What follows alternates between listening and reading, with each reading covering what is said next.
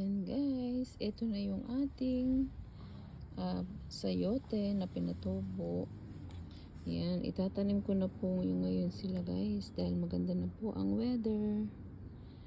Yan, at pakita ko po sa inyo yung ugat. Ayan guys, pakita ko lang po sa inyo yung ugat. Sobrang kapal na.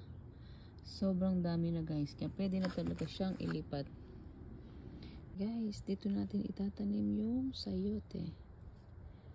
Yan. Titignan kung kasya dito yung tatlo apat or dalawa lang. And guys, ito yung isa pa nating sayote. Yan. Dahan-dahan na. Nandiyan yung mga ugat.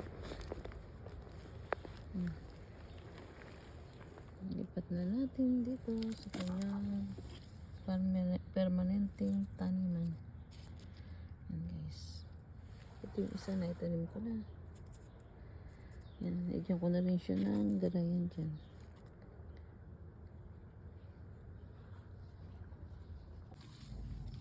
Yan. Dami-daming ugat guys.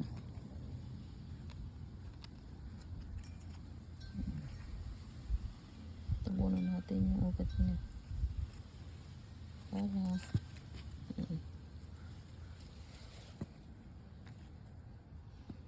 ay, ang sarap talaga magtanim.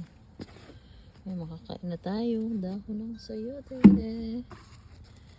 Ay, so try nyo po rin po ito. Yan, patubuin nyo lang po sa ziplock na may tubig.